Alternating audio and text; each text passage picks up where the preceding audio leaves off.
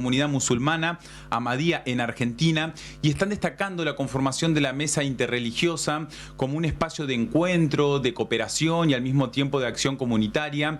Él hace poco tiempo participó de una cumbre que se realizó en Kazajistán. Se reunieron más de 60 países y bueno, destacan justamente el trabajo que ven realizando en Paraná. ¿Qué tal, Marwan? Un gusto, muy buenas tardes. Ayelen Nervel y Tiago Romero los saludan. ¿Cómo va?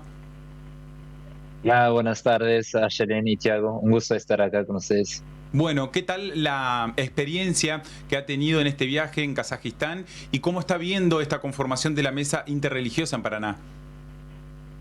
Mira, Thiago, fue realmente una experiencia maravillosa. En Kazajistán se realizó el Congreso Global de Líderes Religiosos y participaron casi las máximas autoridades de las denominaciones religiosas, por ejemplo, empezando desde el representante del Vaticano, el patriarca de Rusia, el patriarca de Jerusalén, los dos grandes rabinos de Israel y después, por supuesto, muchos representantes del Islam, budismo, hinduismo.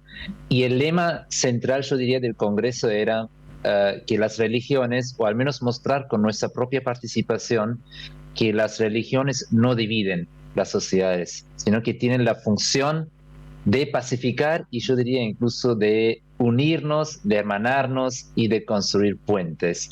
Y en ese sentido, por supuesto, fue el primer paso, ¿sí? Fue un encuentro donde sobre todo se dialogó, pero celebro esa iniciativa, especialmente en un contexto global donde tenemos tantos conflictos armados y yo diría sobre todo dos guerras que son como, mejor expresado, dos heridas abiertas que no cesan de sangrar.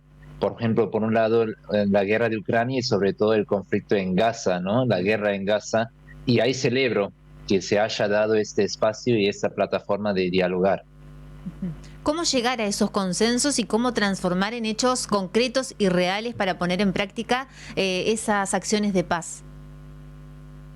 Mira, Shelen, eso fue casi una de las grandes preguntas y también las conclusiones, que muy bien, y es muy importante como punto de pie este encuentro, este espacio de diálogo, pero luego el desafío es cómo avanzamos, cómo seguimos, porque ahora hay que convertir los dichos, las palabras, en acciones, en hechos concretos, ¿sí? Y ahí, por ejemplo, para vincularlo con lo que se realizó en Paraná hace 2 días, la primera jornada, um, es un lindo ejemplo, es casi un espejo de lo que se dialogó, ¿sí? A nivel quizás global, bajarlo a tierra, ¿no? Por ejemplo, una acción concreta donde los diversos cultos religiosos, pero no solamente los de religiosos, sino que fueran todas las fuerzas vivas de la sociedad, aportaron y se comprometieron y convirtieron sus deseos, sus palabras en acción, ¿no? En ese sentido, fue una jornada con esa postura rotunda contra la discriminación, sea ahora religiosa o de cualquier sentido, ¿no? Uh -huh. Y eso vemos que en Argentina, lamentablemente, quizás no hemos llegado a ese peligro, amenaza como en otras sociedades, pero hace poco tuvimos el caso de jóvenes cantando ciertas frases antisemitas. Tuvimos también el caso que un funcionario, una persona muy cercana al gobierno, por ejemplo, publicó que no odiamos lo suficiente al Islam. Entonces vemos ya ciertas tensiones y después yo diría, incluso si nosotros analizamos a nivel local o nacional nuestra situación, tenemos fisuras, polarizaciones, divisiones sin precedentes, donde muchas veces se considera la opinión del otro o al otro en general una amenaza para tus propias ideales, convicciones, ideas o incluso tu propia existencia. Y en ese marco fue realmente importante para subyacer y señalar que el diálogo es el camino. Totalmente, Marwan. Y teniendo en cuenta esto último que usted manifiesta, ¿notás que es un momento que se atraviesa, al menos en la Argentina, en donde muchas veces se busca dividir desde lo ideológico o religioso también y sin sentido alguno? Tiago, coincido en eso y gracias a Dios hay que también destacarlo que gracias a Dios no tenemos, o al menos yo como extranjero que ya vivo acá hace 8 años, no siento una grieta religiosa, gracias a Dios, en Argentina. Lo que es cierto que tenemos polarizaciones, donde siempre o muchas veces tenemos la tendencia de dividir todo entre negro y blanco o las barras bravas de Boca y River. Es como una Y costumbre, sí, ignoramos, en el país sí, prácticamente, sí.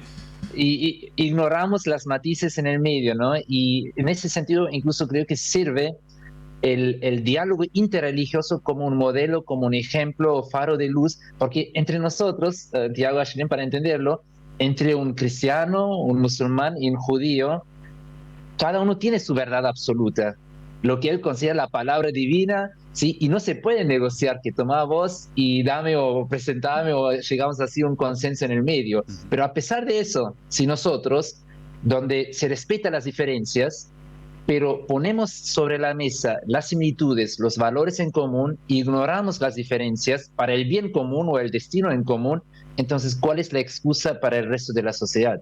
Entonces, lo que es importante entender que el diálogo no se trata de convencer al otro, ni de competir, ni el diálogo significa que tenemos que llegar a un consenso en su totalidad. Cada uno puede mantener sus ideales, pero lo que sí hay que siempre priorizar en la paz, en el bien común. Y por eso no se puede utilizar la diferencia de opinión o la diferencia teológica, ideológica, política como una excusa para construir muros en una sociedad o fomentar el odio.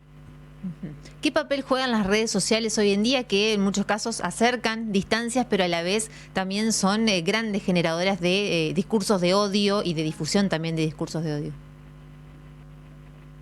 Creo que no es casual que hace ya casi una década tenemos el término fake news, que todo el tiempo nos confronta y nos muestra, por un lado, los beneficios, por ejemplo, de las redes sociales, donde no hay filtros, pero por otro lado también la desventaja, ¿no? Que circulan muchos fake news que justo tienen el contenido de odio, de discriminación o prejuicios. Y el mejor ejemplo es, para mí, es como que el odio en una sociedad no nace de un momento al otro, sino que es un proceso, es como una evolución, una espiral. Y si ahí no intervenimos o no rompemos esa cadena o no tomamos medidas preventivas, ahí llegas como en el caso ahora hace poco cuando, por ejemplo, un activista en Estados Unidos fue asesinado simplemente por sus posturas políticas o ideológicas. Por supuesto, podemos discutir, debatir sobre sus ideas, sus expresiones, pero fíjate que hasta qué punto se llegó o el odio, qué formas luego toma, o incluso hace pocos días el atentado contra una sinagoga en Inglaterra. Y para mí eso nace, o uno de los, o la cuna, yo diría, de esas expresiones son muchas veces las redes sociales, donde uno se esconde atrás de una pantalla y de alguna forma no se da cuenta de este peligro. Y una palabra es casi una arma o puede generar ese afecto en el otro. Y por eso para mí es incluso con eso, ¿no? Como reflexión para terminar, como solía decir Albert Einstein, que es más difícil romper un prejuicio que romper el núcleo de un átomo. Y por eso para mí es fundamental, ¿no? Buscar este diálogo y esclarecer y tener también esas plataformas para conocer al otro y no fomentar o no permitir que los prejuicios se conviertan en odio o en un rechazo o xenofobia. Interesante es un mensaje, Marwan, y poder conocer también la participación que tuvo usted en esta cumbre en Kazajistán, bueno, donde se reunieron más de 60 países, y qué es lo que está generando también esta mesa interreligiosa en la ciudad de Paraná. Para nosotros ha sido un gusto poder charlar unos minutos. Un gusto y gracias por su apoyo también. Muy amable. El presidente de la comunidad musulmana, Marwan Gil, hablando de este tema tan importante que en GPS lo venimos tratando. Sí. Justamente hablábamos de la guerra en Gaza hace 12